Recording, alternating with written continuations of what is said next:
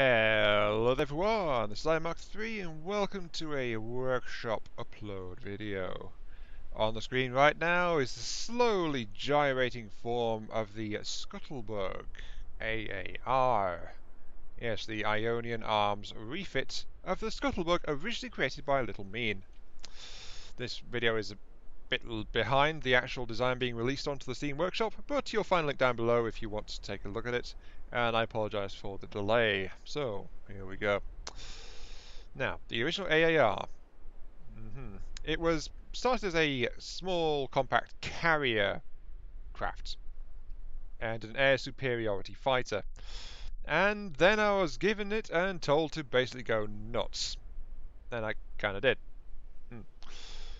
The ScuttleBug AAR has been expanded, elongated, more powerful, more weaponry, much better detection because detection was absolutely lousy on the basic model, and it's faster too.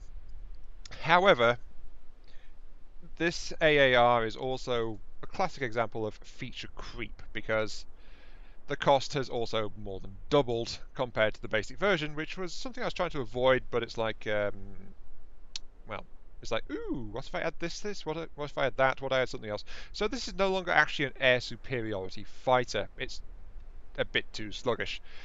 Instead, it's got more stable flight, and it's faster, turns better, and stuff like that. So it's actually just a straight up interceptor rather than air superiority.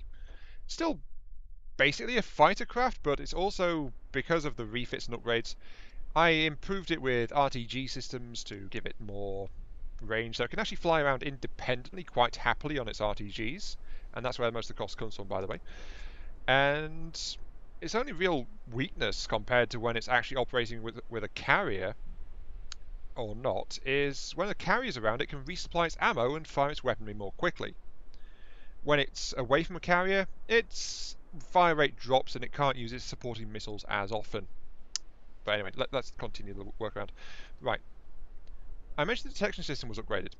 Well, originally, the original one only had like a single 360 radar for its some detection system. That was not good. So as you can see, I've added outboard rigging of detection systems on all sides. So this thing has now got gimbal cameras, laser rangefinders, and all-around coverage of 360 radars to track any potential hostiles it might come across. Then within the core of the vehicle, it also has an intra-vehicle transmitter to allow it to function with other craft and share targeting information as required. So all in all, this is actually a very mobile, well, really mobile, kind of powerful sensor platform in its own right in that regard. So yeah, step one of the upgrade.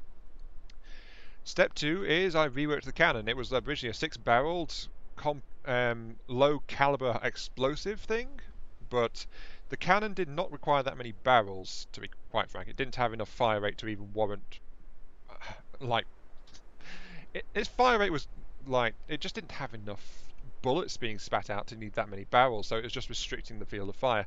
So what I did was I reduced the length, increased the caliber, and reworked it into a high explosive, a different high explosive shell design, and it's now burst fire, effectively like a small scale shotgun. It points at a target and then spits out 3 shells straight at it. So it's less inaccurate than the basic cannon, but it's 3 shells going in the general direction of a target, given just a few moments of pointing in that general direction so, to aim it properly. So, you know, it's okay. It just spits out 3 shells, so not too bad. Then lastly, the support weaponry in terms of offense is under here. There was a pair of basic missile launchers mounted in the front of the hull. I tore them out and then mounted 4 missiles underneath the wings. These eject downwards when they fire. They are high agility, explosive missiles, so they're individually weak, but there's 4 of them, highly agile, and they're also laser guided, so they can track targets very reliably and just keep on going after it. So it's more like its cannon is not as well suited for small targets, but the missiles are better suited for small targets. So it's still very much an anti-fighter vehicle in all respects. So yeah, that kind of runs through on that. At the back, I added more engines, and I also streamlined the craft a bit, which is why it's got a higher top speed.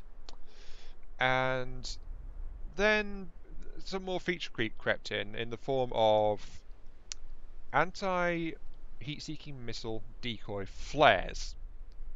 So I rigged this thing with 2 flares which kick out from the top and the bottom of the back of the craft, and all around missile detection, so you can tell when an enemy missile's closing in.